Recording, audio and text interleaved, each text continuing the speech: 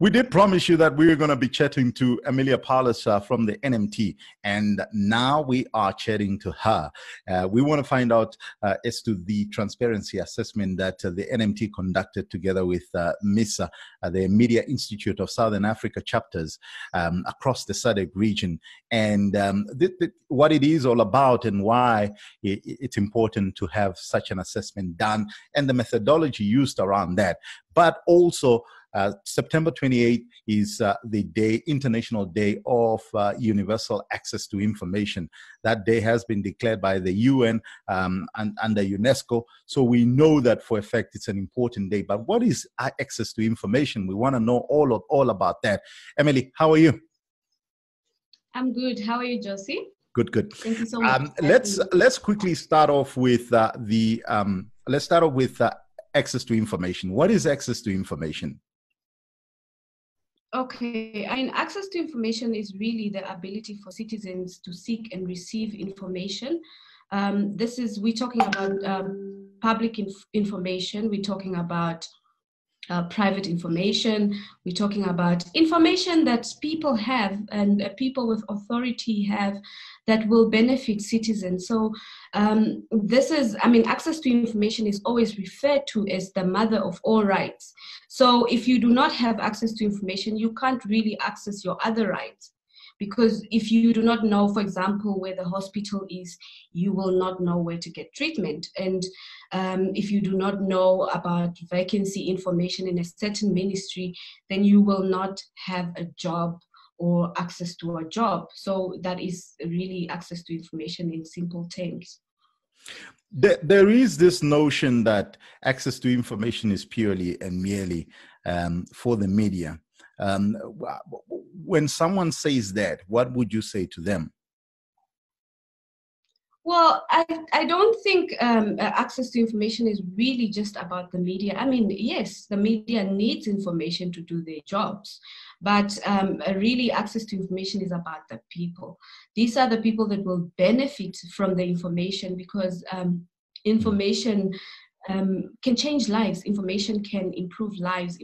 You know, people are able to better their lives and establish businesses and really just change or participate in the national discourse with an informed view or from an informed position.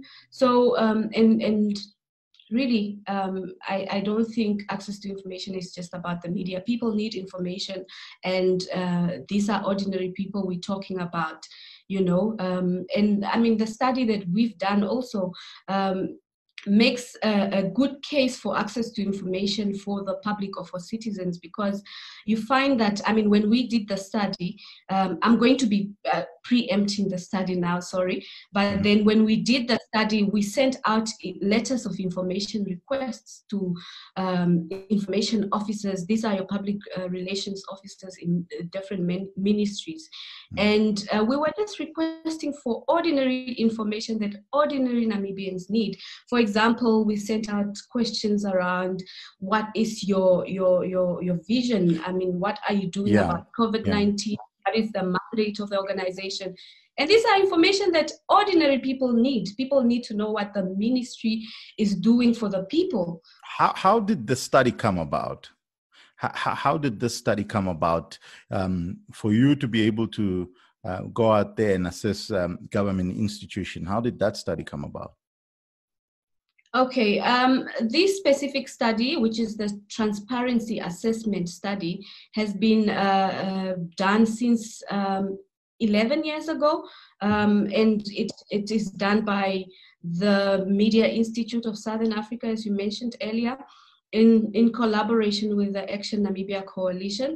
So we basically conducted the research, and in Namibia we really pointed out or indicated that we wanted to study 10 institutions, government institutions that include Ailonga Regional Council, Ministry of Labour, National Youth Council, Gender, Ministry of Information and Communication Technology, and many more. Basically, there were 10. So that is how the study came about. Usually the study was done by MISA Namibia, but since we do not have a MISA chapter at the moment in Namibia, we, as Action, conducted the study. Okay, the study that you've done, you're talking about 10 government institutions. Why was it only limited to those 10 government institutions? I think, Josie, when you do a study like this, you require funds, you require institutional capacity, and for you to do a very good study, you need to indicate, I think you need to really strive to, I mean, we just decided to do those because we needed to have not so much a big number, because it takes time to get this information, and but I mean that's the layout of the research. Every year you pick. Last year it was 8 institutions. So every year you prioritize 10 institutions or a number of institutions that you are willing to, or that you are planning to study, and that is really how we got there. But every year we decide to at least do new institutions, and also bring in new ones to see how they have improved in the way that they make information available to the people. What were your findings in terms of the study? What were your findings overall, before we get to those specific institutions that you awarded, and just really in general, what were the general findings overall through the study? Okay.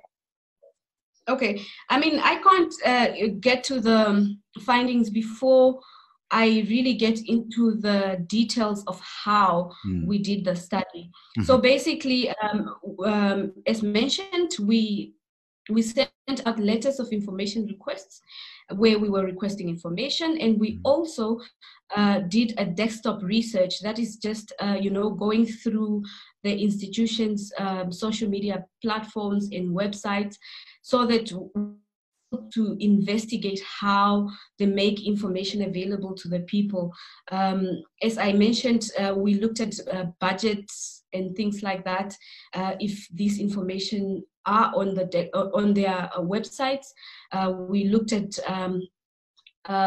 contact details of key people in the organization, and really the criteria was broad. So we found that most institutions, especially on social media, they just dump content there, and there's no level of engagement. And this can really be seen as a way of silencing the public or citizens, because if you are putting content online, you want to engage with your people. If they are asking questions, people need clarity on this information, and that is good deliverance of access to information. So also, when the letters were sent out, we noted that some institutions or public relations officers just refused to respond. Some of them told us they were so busy, they were inundated with other things. So, I mean, you see really a trend of people not taking public access to information seriously, and really thinking that information or public information is a property of government, which is not. Information must be given out at all times when it's requested, and as a public relations officer, you need to make yourself available for that. What was the time frame in which the institutions had to respond, and what was that time frame? If when we look at the issues of you indicating that some of them had indicated they were inundated with so many other things, was there a specific time frame that they had to respond? Oh, yeah. So all institutions were given a period of 21 days to respond to our query. We also looked, when we did the study, then we looked at if the organization responded within 21 days, or even within 7 days of sending out the questions. Because I mean, if you look at if you look at the ATI bill, which has been tabled earlier this year, you'll see that there's going to be an information commissioner, and information is going to be requested for. So, and there is a period that is given for public institutions or whoever is in possession of the information to make it available. So that is the period that we looked at, and some institutions really responded on time. Some even responded within 7 days and even followed up to ask that, did you manage to use the information? Was it helpful? Do you need any kind of help? You know, that is the example that we need to set for other institutions who are not doing a good job at the moment. When you look at the study with the 21 days that you had put on, who of those 10 institutions responded to you within a shorter period of time? Were there specific institutions that really responded within a short period of time, or was it a situation that most of them simply tried to meet the 21 days? Yes, there were some institutions that actually responded within 7 days, but there was also another question, which is asking really if they responded because you asked them to respond, or you followed up, or because response can be, because now I'm doing a study and I really want information, and I may follow up with the public relations officer to say, oh, I sent you this, did you look at it? So many of them responded because of that, because we actually sent out a note to say that we are still waiting for the answers. And I mean, one of them that really stood out was the Ministry of Labor. They responded in 7 days, and they were really helpful. Okay, what was the outcome? Who got the padlock, and who got the golden key? Who was it? Okay, I mean, let's just talk about the padlock and the key. Yeah, because a padlock. Well, let's start with the padlock and who got it, and what basically, let's start off with what is the padlock like? The padlock mean? What does it mean, and who was then ultimately given that specific award? Okay, I mean, the National Youth Council unfortunately got it. Okay. And this is because when we looked at their, for example, social media, they have like Facebook page. They have a very good Facebook page where there is content being posted, and it's relevant content, but there is lack of engagement. So, I mean, you're dealing with young people, but you are basically just dropping content, and that is not the best way you can do it. And especially when you're dealing with young people, you need to engage, you need to really keep busy with them, talk about things that can improve them, ask them, what are you guys up to? What projects do you need? Things like that. So the social media really didn't do well for them, and also the information requests. So we were speaking with the public relations officer, and we sent out the question to him, but he basically just delayed response, and we called him. And this is, I mean, the study really, you don't just send out information. We want to give people the benefit of the doubt, So we call them, after sending out the letter, we call them and we ask them, but there's no response. And I mean, because we did the study without really telling them who we were, because we didn't say, I'm writing to you from the Action Coalition or the NMT or the media, because I mean, people always find it easy to maneuver, even if they have busy schedules. They always find find a space and time to respond to the media. But I mean, what about the ordinary people who are in need of the information? So yeah, he delayed, and yeah, we never got a response from him, unfortunately. So the golden padlock means what? Okay, so the padlock itself means that the institution is less open, not transparent. So less open, not transparent, and this goes to the National Youth Council. Yeah.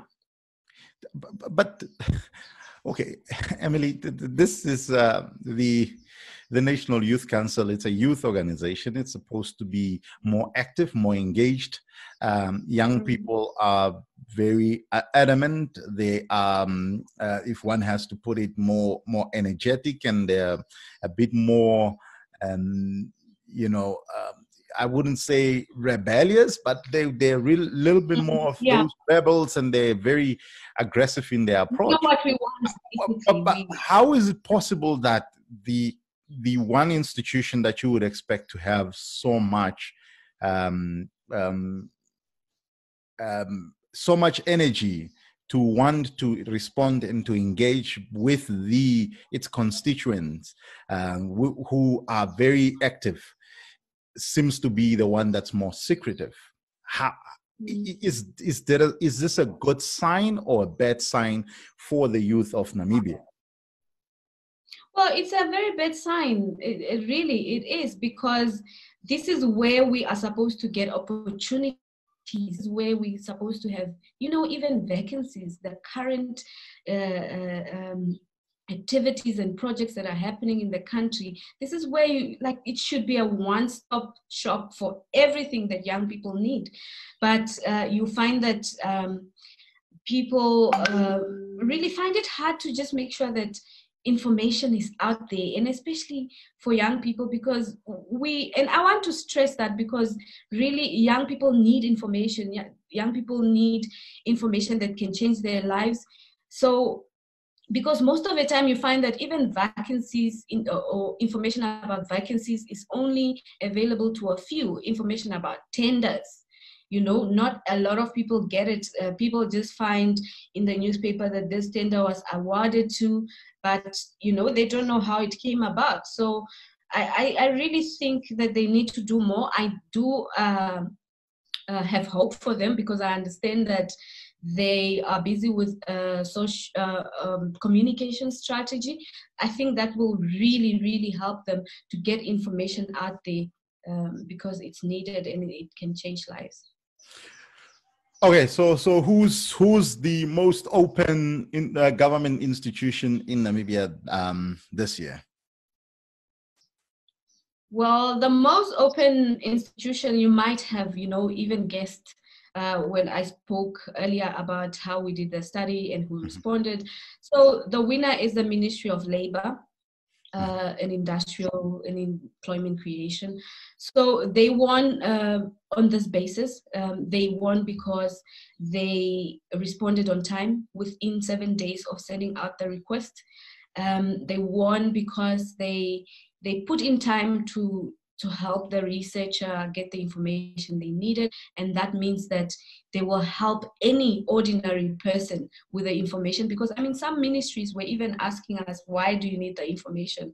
And they're like, no, if it's a study, we need a letter for your research. And, you know, it was just complicated with many other institutions, but the Ministry of Labor just responded without even, you know, saying forward this to the ED, because there's always this ED, but information should just be available. And the Constitution is also very clear that we have access to freedom of expression, but if you do not have access to information, your right to freedom of expression is limited, and it's zero. So that's why they won. Even their social media is up to date. They are on point. And I think other institutions should also, you know, emulate that. Look at this. Yes, emulate it and look at it as a very good way But it's quite interesting. I would have never thought that the Ministry of Labor would end up being the ministry that is quite open. I would look at them as being sort of the most closed ministry, but they were the most open. I would have expected the Ministry of Finance, a ministry, you know, that to another be the most open. Also did. Emily? Okay. Yeah. Sorry. Unfortunately, they won. But I mean, if you look at the trend of how the study was developing over the years, and how institutions were doing or rated in many years, I mean, previous years, you'll see that the Ministry of Labor did. There was a great improvement in the way that they shared information, because I mean, look at last year's study. I can't really remember the ratings, but they did very bad, and I pointed it out in the study that, you know, this was a very good development. It was a very good improvement, and they need to be commended for that, because I mean, I spoke to the public relations officer because, I mean, she followed our launch yesterday, and she called me back just to find out what the criteria was.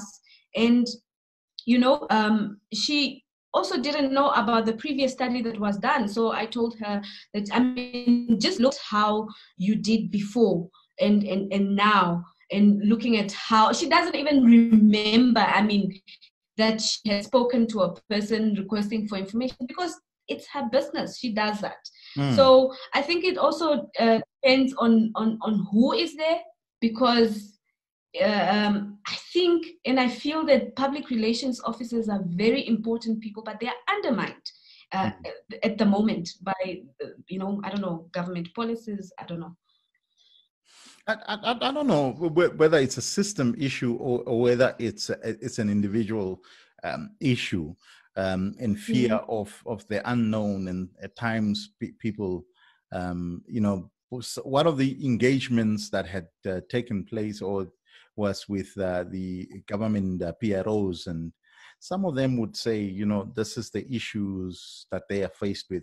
Some of them would say no, but normally some of the things you would have to push them through.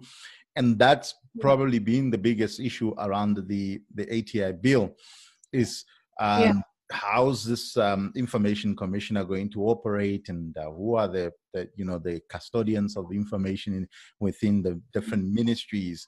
So for me to see that someone has taken, you know, sort of the initiative to go out there and make sure that they provide the information, regardless of whether that information was needed by a very important person or it wasn't needed by a very important person.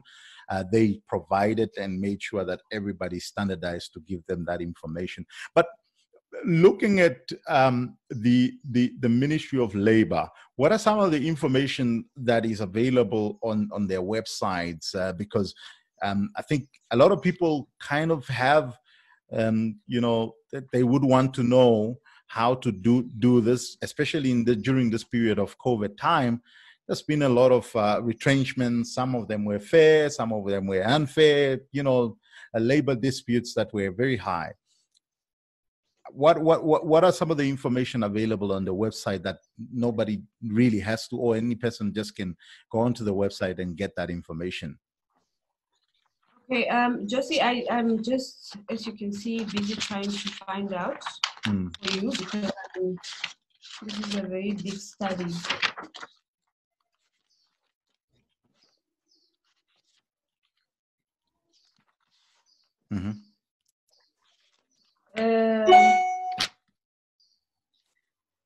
Okay, I mean, some of the information that they have on their website, they have, there are contracts, some contracts. Okay. These are also ways that you can get information, because, I mean, when a government is in power, you want to really find out about anything, the budget, for you to be able to say, okay, so they got this budget, they used this. where is the rest? So this is how, you know, even if they didn't have budgets, it's budgets themselves, and this is something that we need to stress as well. I think we need institutions to have information about budgets and about on the institutions, because that is on their website, because that is the only way people can hold government accountable, you know. So I mean, they had copies of reports, policies, programs, you know. So these are, I mean, the criteria is really, you know, they will ask you which information is really or is really needed, or the information that we're focusing on at that specific time. So yeah. All right. Emily, is the report available, and where is it available if the public is looking for this report to study it and they just go through it and understand this transparency report? Okay, yes, the report is available. It's on our website. It's on the Action website and NMT website. So people can go to Action Namibia website online and download it. I mean, there's also a fact sheet. If you are not so much of a reader, you have a fact sheet that that gives you just an overview of the whole report. So yeah, it's available, and we made sure, because I mean, this is access to information, people need it. Are there any other information available on those two websites, especially with the Action website? What does it contain? What are some of the information that is available there? Is there anything else, you know, the public can learn and gain? Because the Action Coalition, of course, is about access to information. Okay, yes, there is a diverse quantity of information. So we have briefing papers, we have blogs, we have laws and policies that are affecting the access to information law. We have really a lot of information. We also have a YouTube channel for you guys that like multimedia stuff. So we create content around access to information, and you can find it on our YouTube channel as well. And on Facebook, we post all our links there. So, I mean, follow us. You will be able to learn a lot and really empower yourself with the information that we have. All right, Emily, thank you so much. And we do appreciate your time.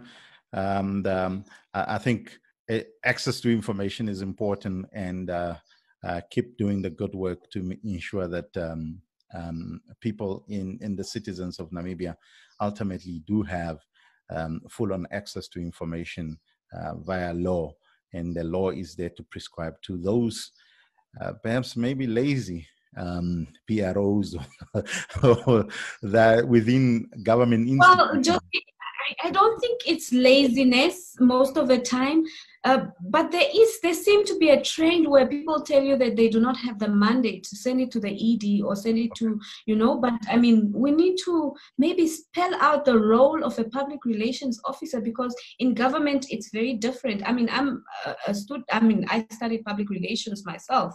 And when information, I mean, there are steps in every institution that must be followed, but take it upon yourself to ensure that it's taken to the ED and you get the information from there and you give it to the public, So really, it's not a train smash. All right. Thank you so much. And we do really appreciate your time.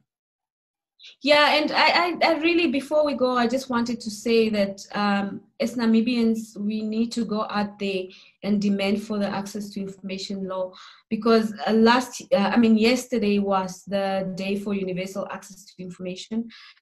And that really meant that we needed to remind our government that we have the right to access to information, and we want them to really work hard and ensure that this law is passed this year. I know the way things look, it might be really hard for them also because of the COVID-19 pandemic, but really, I think it's really important at this point in time. So Namibians, go out, mobilize yourselves, and just ensure that people understand what access to information is all about and who needs it. I mean, everyone needs it, but which kind of information different people need. So, let's go out there and, do the most. Thank you very much, Emily. Thank you, Josie, for having me. Ciao, ciao. The Action Namibia Coalition, along with the Media Institute of Southern Africa, miss a chat. We did promise you that we were going to be chatting to Emilia Paulus from the NMT, and now we are chatting to her.